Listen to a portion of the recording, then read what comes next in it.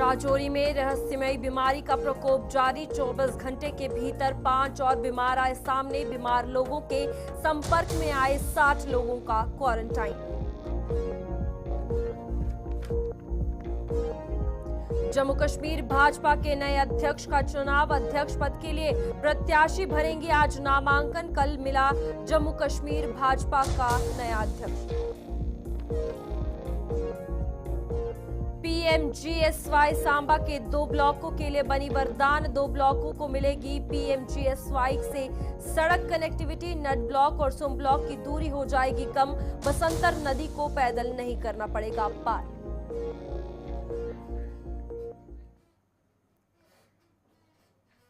नमस्कार, जम्मू कश्मीर के इस बुलेटिन में आप सभी का स्वागत है और मैं हूं आपके साथ रूपाली शर्मा। तो चलिए बुलेटिन की शुरुआत करेंगे। सबसे पहले जम्मू कश्मीर के जिला राजौरी के बड़ाल गांव में रहस्यमयी बीमारी का तांडव जारी है। पिछले 24 घंटों में 5 और लोग बीमार पाए गए हैं। बड़ाल गांव में 3 सगी बहनों समेत 4 युवतियां बीमार हो गई हैं।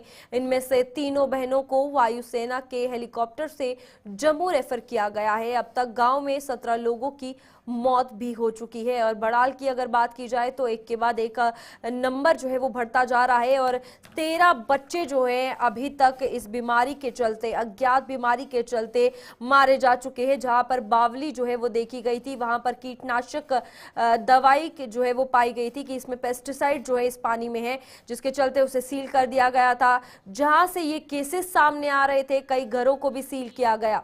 तो इसी पे जानकारी लेंगे। हमारे साथ हमारे संवाददाता राजौरी से जमशीद मलिक हमारे साथ जुड़ चुके हैं। जमशीद, बताइएगा, एक के बाद एक आंकड़ा बढ़ता हुआ नजर आ रहा है, क्या कुछ जानकारी है इस वक्त और अस्पताल में प्रशासन किस तरीके से काम कर रहा है?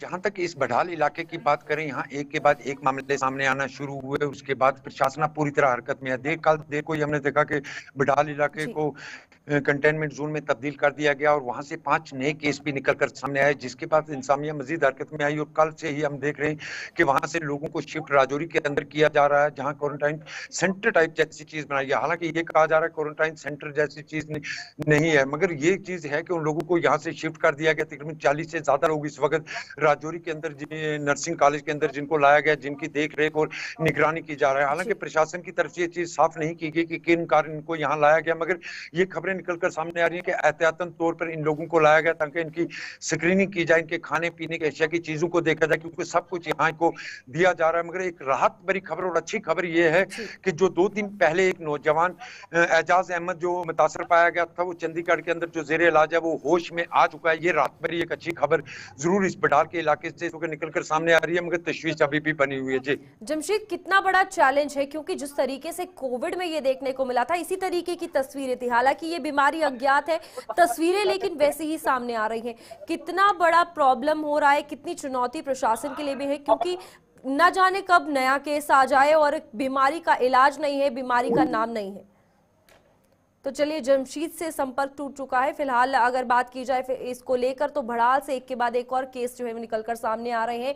और जो लड़का जिसे एयरलिफ्ट जो है चंडीगढ़ के लिए करवाया गया था इलाज के लिए, उसकी हालत में सुधार आया है, उसे होश जो है वो आया है। और यहाँ पर फिलहाल जम्मू कश्मीर के जिला राजौरी के बड़ाल गाँव की अगर बात की जाए तो इस रहस्यमयी बीमारी का तांडव जारी है और ये एक बहुत बड़ा चैलेंज होगा प्रशासन के लिए, जहाँ पर खाद की चेकिंग जो है की जा रही है, पानी की चेकिंग की जा रही है, जो खाना वहां के लोग खा रहे हैं उसकी भी चेकिंग की जा रही है। फॉरेंसिक टीम से लेकर मेडिकल टीम, हर एक डिपार्टमेंट जो है वो 24 घंटे तैनात है। आगे बढ़ेंगे, जहां पर प्रदेश भाजपा को शुक्रवार को नया अध्यक्ष मिल जाएगा। चुनाव के लिए आज 12 बजे शाम 4 बजे तक नामांकन पत्र दाखिल किए जाएंगे। शाम 5 बजे से 7 बजे तक नामांकन पत्रों की जांच होगी। शुक्रवार को संजय भाटिया को रिटर्निंग अधिकारी चुनाव करवाए जाएंगे। और यहां पर फिलहाल मौजूदा प्रदेश अध्यक्ष सत शर्मा का तीसरी बार प्रदेश अध्यक्ष बनना लगभग तय माना जा रहा है। रिटर्निंग अधिकारी पदाधिकारी की ओर से चुनाव के लिए जारी अधिसूचना में बताया गया है कि अध्यक्ष पद के लिए दावेदार उम्मीदवार वीरवार को नामांकन पत्र दाखिल कर सकते हैं। इससे पहले मंडल व जिला अध्यक्ष स्तर के चुनाव लगभग संपन्न कर लिए गए हैं और जम्मू कश्मीर में भारतीय जनता पार्टी की अगर बात की जाए तो फिलहाल इसमें प्रदेश अध्यक्ष के चुनाव के लिए जिला अध्यक्षों की काफी अहम भूमिका रहती है। तो इस पर हमारे साथ हमारे वरिष्ठ पत्रकार विनोद कुमार जुड़ चुके हैं। विनोद जी, बताइएगा किस तरीके से सबसे पहले प्रदेश अध्यक्ष चुना जाता है, क्या प्रक्रिया रहती है, और सत शर्मा का नाम लगभग कहा जा रहा है कि हो सकता है सामने आए। बिल्कुल रूपाली, ये लगभग तय माना जा रहा है, ये खाली औपचारिकता ही है। सत शर्मा को एक मरतबा फिर प्रदेश अध्यक्ष बनाया जा सकता है, लेकिन जो अधिसूचना जारी की गई है, जो रिटर्निंग ऑफिसर संजय भाटिया हैं, उनके मुताबिक जो डेट ऑफ नोटिफिकेशन है वो 22 जनवरी की, यानी पिछले कल वो नोटिफिकेशन जारी की गई थी। आज नॉमिनेशन फाइल किया जाना है। नॉमिनेशन फाइल करने की समय जो है 12 बजे से लेकर के 5 बजे तक है, 4 बजे तक क्षमा कीजिए, और 5 बजे पेपर्स की स्क्रूटनिंग होगी, ये नोटिफिकेशन बताती है, और कल इसका रिजल्ट निकाला जाएगा, यानी कल पोलिंग को कल रिजल्ट निकाला जाएगा। लेकिन जो सदाकत है, सच्चाई ये है रूपाली कि मुझे नहीं लगता है कि कोई दूसरा व्यक्ति सतपाल सीए के अलावा कोई नॉमिनेशन फाइल कर सकता है। अभी तक ऐसा ही आंकलन किया जा रहा है।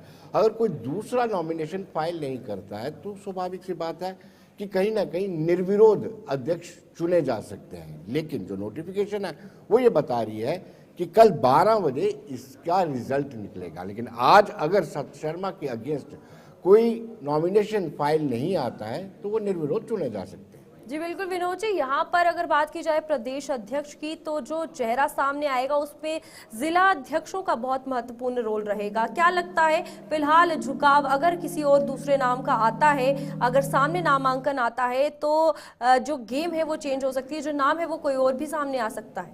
बिल्कुल, अभी तक तो ऐसी अटकलें नहीं लगाई जा रही है कि कोई नॉमिनेशन फाइल किएगा, क्योंकि ये एक बड़ा डिसिप्लिन ऑर्गेनाइजेशन है भारतीय जनता पार्टी। क्योंकि सत शर्मा को वो जीते हुए थे जम्मू वेस्ट से और उनका टिकट काटा गया था।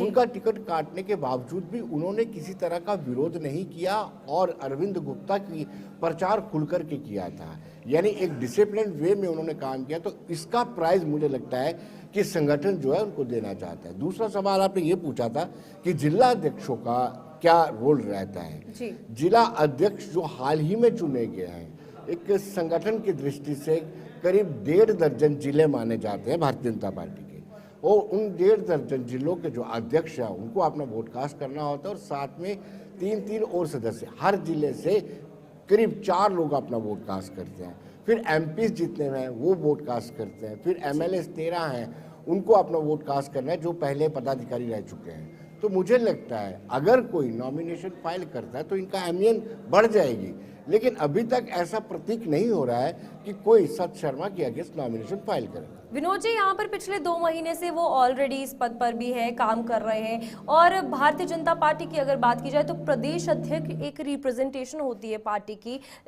राज्य की, अगर प्रदेश की बात की जाए तो क्या लगता है ये कार्य जो उनके द्वारा इस 2 महीने में किए गए हैं ये कल के नॉमिनेशन और रिजल्ट पर जरूर प्रभाव डालेंगे?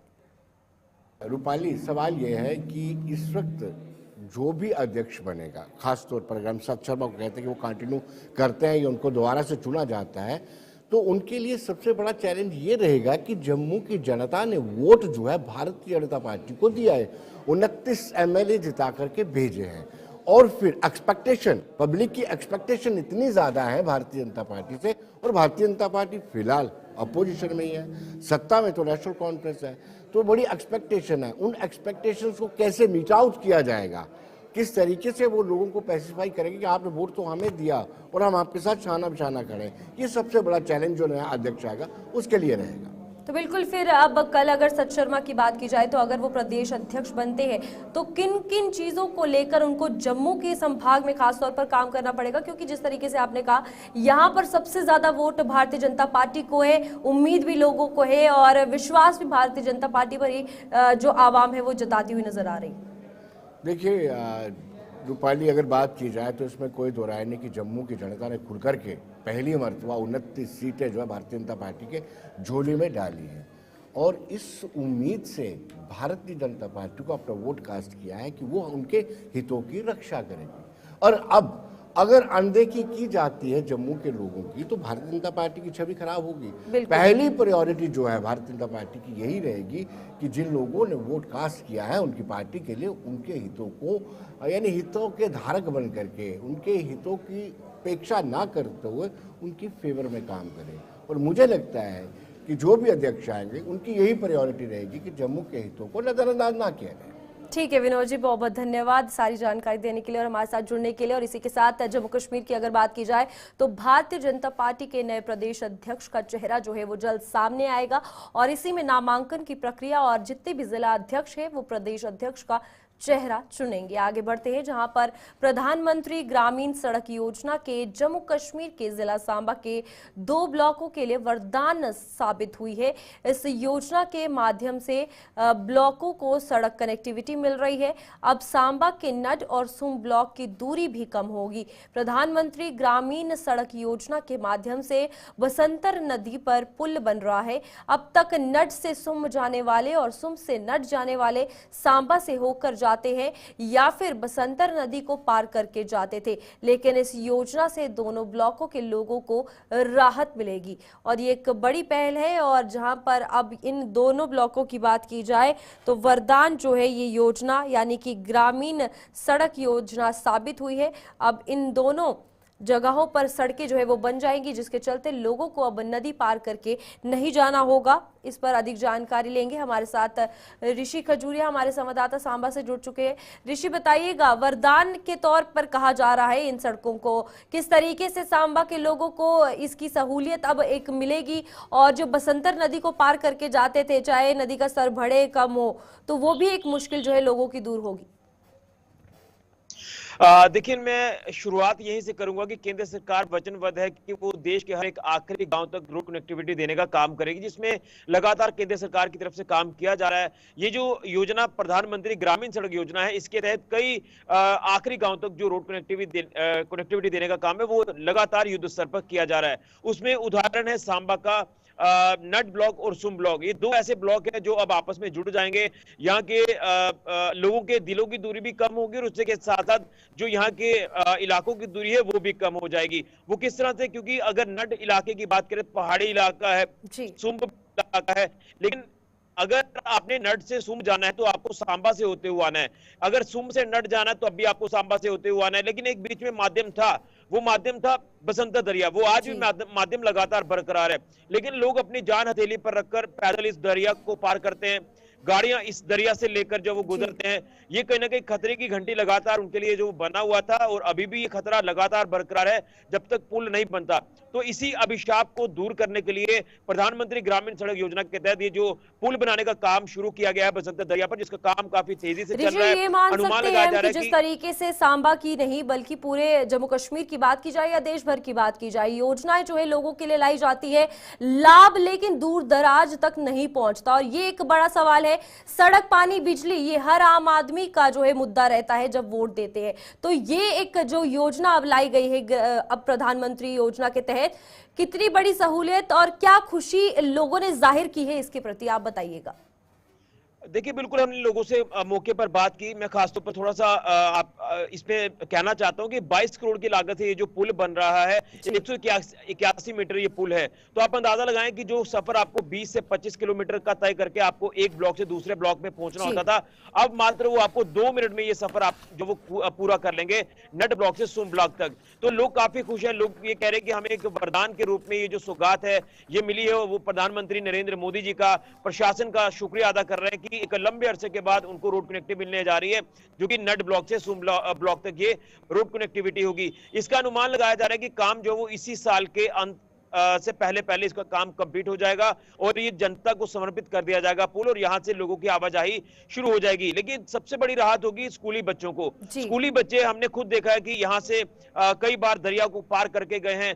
हम खुद इस इलाके से जब गुजरते हैं तो हम भी इसी तरह से गाड़ी लेकर या पैदल इस बसंतर दरिया से गुजरते हैं, तो इस चीज से काफी ज्यादा राहत मिलेगी। क्योंकि आज भी दूर दराज के ऐसे इलाके हैं जो कहीं ना कहीं रोड कनेक्टिविटी से वंचित है, लेकिन इसी तमाम योजनाओं के तहत इन तमाम दूर दराज के इलाकों में अब रोड कनेक्टिविटी देने का काम जो जोरों से किया जा रहा है, मुझे लगता है आने वाले दिनों में काफी लोगों को सहूलियत मिलेगी और लोग अपनी जिंदगी अच्छे से गुजर बसर कर पाएंगे। ठीक है ऋषि, बहुत बहुत धन्यवाद हमारे साथ जुड़ने के लिए और तमाम जानकारी देने के लिए। इसी के साथ सांबा की अगर बात की जाए, नट ब्लॉक और सुम ब्लॉक को सड़क की सौगात जो है वो मिलने वाली है। लगभग 22 करोड़ की लागत से ये सड़कें जो है उनका निर्माण करवाया जाएगा और लोगों में काफी ज्यादा खुशी है। घंटों का सफर अब मिनटों में जो है वो देखा जाएगा। आगे बढ़ेंगे जहां पर जिला डोडा में गुलिस्तान न्यूज चैनल की खबर देखने को मिली और काफी असर जो है गुलिस्तान न्यूज चैनल की खबर का देखने को मिला है। जिला मुख्यालय से करीब 30 किलोमीटर दूर पंचायत मुट्ठी और मुट्ठी ए और मुट्ठी बी के लोग सड़क की सुविधा से वंचित थे। गुलिस्तान न्यूज चैनल द्वारा इस खबर को प्रमुखता से प्रसारित किया गया, जिसके बाद प्रशासन हरकत में आया और पंचायत में टीम भेजकर सड़क के निर्माण के लिए सर्वे प्रक्रिया शुरू की। सड़क का सर्वे प्रक्रिया शुरू होने से मुट्ठी ए और मुट्ठी बी पंचायतों के लोगों में खुशी की लहर देखने को मिल रही है और काफी ज्यादा लोग इससे खुश होते हुए नजर आ रहे हैं, क्योंकि उम्मीद की किरण जो है इन लोगों में जागी है और सड़क से वंचित लोगों को जो है अब रास्ता मिल पाएगा। क्योंकि डोडा की अगर बात की जाए तो यहाँ पर काफी ज्यादा परेशानी सर्दियों के मौसम में, बर्फबारी के दौरान, बारिशों के दौरान जब सड़कें नहीं है, अगर कोई पेशेंट है वो वहाँ कैसे पहुंचे, स्कूल जाने वाले बच्चों के लिए काफी ज्यादा दिक्कतें आती थी। और अब ये दो एरियाज की अगर बात की जाए, यानी कि पंचायत मुट्ठी ए और मुट्ठी बी के लोगों को ये सुविधा मिलने जा रही है। डोडा से हमारे संवाददाता विकास मनहास हमारे साथ जुड़े हुए, विकास से जानकारी लेंगे। विकास, बताइएगा, मुट्ठी ए और मुट्ठी बी के लोगों को ये सड़क मिलने जा रही है, क्या कुछ उनका कहना है और उम्मीद कैसी जागी है लोगों में? जी रूपाली, पिछले 70 सालों से जो है यहाँ के लोग जो है इंतजार कर रहे हैं कि कम से कम हमारे रोड को जो है कनेक्ट किया जाए रोड कनेक्टिविटी के साथ। और इसके बाद जो है गुलिस्तान न्यूज ने यहाँ पर खबर की थी तो लोग जो है काफी ज्यादा खुश हो गए थे कि कम से कम किसी ने तो हमारी बात की। लेकिन कुछ ही दिनों के अंदर जो है कल यहाँ पर सर्वे टीम यहाँ पर पहुंची थी। प्रधानमंत्री ग्रामीण सड़क योजना की तरफ से यहाँ पर रोड बना दी जाएगी और यहाँ जैसे ये टीम यहाँ पर पहुंची तो लोगों के अंदर काफी खुशी की लहर भी आ गई, क्योंकि उसके बाद इस रोड का सर्वे हुआ है और सर्वे होने के बाद कुछ समय के बाद जो है यहाँ पर रोड का काम शुरू हो जाएगा और कहीं ना कहीं इन लोगों के लिए एक राहत की सांस मिलेगी। जहाँ पर कई लोगों को अपना कुछ भी काम हो तो दूर दराज जाना पड़ता था और पैदल चलना पड़ता था और कई स्कूल के बच्चों को अपनी पढ़ाई तक छोड़नी पड़ती थी या फिर डोडा आना पड़ता था या गोवा मरमत जाना पड़ता था। ऐसे में एक राहत की सांस है और इन तमाम लोगों के लिए अच्छी खबर है कि कम से कम वहां पर कोई सर्वे टीम पहुंची है और अब ये लोग उम्मीद कर रहे हैं कि कम से कम काम भी जल्दी यहां पर शुरू किया जाए। बिल्कुल विकास, सर्वे टीम वहां पर पहुंची है, उम्मीद की किरण लोगों में जागी। लेकिन अगर ये काम होता है तो कितना ज्यादा जरूरी है जो काम है वो प्रॉपरली किया जाए, क्योंकि ये दूर दराज के एरियाज है, पहाड़ी क्षेत्र है, यहाँ पर काफी ज्यादा मुश्किलें लोगों को आती है। चाहे वो सड़क की क्वालिटी अगर बनाई जाए तो अच्छी होनी चाहिए और ये यूं कह सकते हैं कि जो कनेक्टिविटी डोडा शहर के साथ हो इन सड़कों की वो प्रॉपरली रहे। देखिए, इन लोगों को बिल्कुल वोट बैंक की तरह इस्तेमाल किया जाता था, लेकिन अब कहीं ना कहीं इनकी उम्मीदें जो है जागी हुई है कि कम से कम अगर इस रोड का अगर सर्वे किया गया है तो काम भी शुरू होना चाहिए, सिर्फ कागजी कार्रवाई नहीं होनी चाहिए। और ऐसे में अगर ये काम यहाँ की एडमिनिस्ट्रेशन या PMGSY डिपार्टमेंट जल्दी से करता है तो यहाँ के लोगों के लिए अच्छी खबर है। और साथ में देखिए कितने 7 से 8 हजार आबादी वाले एरिया में कई बुजुर्ग लोगों को अपनी पेंशन लेने के लिए कई किलोमीटर या पूरा दिन तोड़कर जाना पड़ता है, तो या फिर स्कूल के बच्चों को या फिर जो बीमार हो जाता है तो पालकी का सहारा लेना पड़ता है। तो ऐसे में एक अच्छी खबर है, एक राहत की सांस भी है, क्योंकि रोड कनेक्टिविटी के साथ ये लोग जो है पूरा काम कर देंगे और खेती बाड़ी पे डिपेंड रहने वाला ये गांव कहीं ना कहीं जो फसलें इनकी पैदा होगी वो भी जो है यहाँ से बाजार की तरफ भेजने में आसानी हो जाएगी और ज्यादा पैसा भी कमा पाएंगे ये लोग। विकास, यहाँ पर एक पॉइंट बहुत ज्यादा जरूरी है बर्फबारी के हवाले से, क्योंकि सर्दियों का मौसम चल रहा है। कई बार ऐसी तस्वीरें सामने आई हैं इन इलाकों से जहाँ पर पेशेंट्स को जो है वो ले जाना पड़ा। कई बार तो ऐसा होता है कि सड़क ना होने के कारण घंटों घंटों लगते हैं और मरीज जो है वो दम तोड़ देता है। अब लोगों में जिस उम्मीद की किरण जागी है, सर्वे टीम वहाँ पहुंची, उन्होंने क्या कुछ कहा कि कब तक काम शुरू होगा या उनकी बात को आगे रखा जाएगा? देखिए, जैसे ही यहाँ पर सर्वे टीम पहुंची थी तो तमाम लोग जो है खुशी की लहर थी और तमाम लोग जो है इकट्ठा हो चुके थे और वो बिल्कुल इस सर्वे टीम के साथ बिल्कुल जगह जगग पर जा रहे थे और उनका ये भी कहना है कि कम से कम ये चीजें अगर हो रही है तो कम से कम जल्दी हो पानी चाहिए। और वहां पर जो सर्वे जी टीम पहुंची थी उन्होंने कहा कि इस प्रोजेक्ट को बनाकर आगे एडमिनिस्ट्रेशन को देंगे हम, यानी सरकार को देंगे, और जैसे ये अप्रूवल हो जाएगा तो यहाँ पर सड़क का निर्माण जल्दी से हो जाएगा, जिसमें यहाँ की पंचायतें जो मुट्ठी ए और मुट्ठी बी के जो लोग हैं वो जो है उनके लिए आसानी हो पाएगी। ठीक है विकास, बहुत बहुत धन्यवाद हमारे साथ जुड़ने के लिए और तमाम जानकारी देने के लिए। इसी के साथ प्रधानमंत्री ग्रामीण सड़क योजना की अगर बात की जाए तो उदाहरण कम नहीं है, जहां पर एक तरफ सांबा तो दूसरी तरफ डोडा के आखिरी गांव तक भी सड़क जो है वो केंद्र सरकार जरूर पहुंचा रही है। आगे बढ़ेंगे जहां पर जम्मू कश्मीर के उपराज्यपाल मनोज सिन्हा ने उत्तर प्रदेश के प्रयागराज के महाकुंभ में श्रीमद भगवत समागम में प्रतिभाग किया। श्रीमद भगवत समागम को संबोधित करते हुए उपराज्यपाल ने आध्यात्मिक नेताओं, विचारकों और सामाजिक नेतृत्व से मन और हृदय की एकता के लिए काम करने और राष्ट्र निर्माण में योगदान देने का आह्वान किया है। उन्होंने कहा, हमारा मुख्य उद्देश्य सभी मानव जाति की एकता के विचार को बढ़ावा देना होना चाहिए। तो यहाँ पर उपराज्यपाल ने कहा कि महाकुंभ का आध्यात्मिकता, शिक्षा, अनुभव और ज्ञान का संगम है।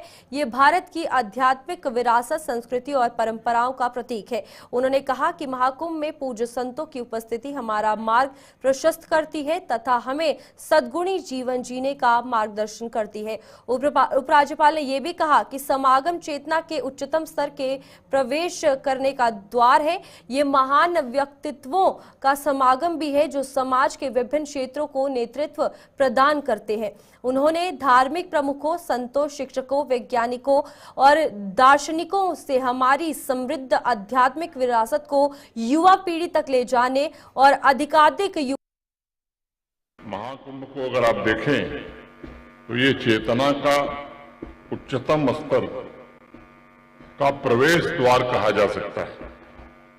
यह आध्यात्मिक और सांस्कृतिक समागम समाज में मौजूद रिक्तता को ब्रह्म, साधना और सिद्धि से भरने का भी कार्य करता है।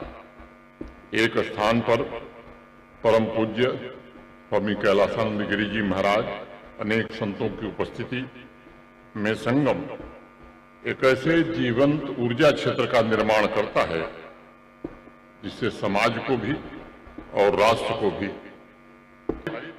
व्यवस्था द्वारा हम समाज को ताकतवर बना सकते हैं, उसकी शक्तियों को देश के उत्थान के लिए समर्पित करा सकते हैं। यह बिल्कुल अलग तरह का मार्गदर्शन होगा जिसमें हर प्रकार के भेदभाव को समाप्त करके एक ऐसे चरित्र निर्माण पर बल दिया जाएगा जो समानता और सामाजिक न्याय के विजन के साथ सुदृढ़ समाज का निर्माण भी कर सकती है। आम नागरिकों में आत्मसम्मान और आत्मगौरव की भावना से, क्योंकि वही लोगों में, क्योंकि आप ही में वो शक्ति है, आप जागृत कर सकते हैं।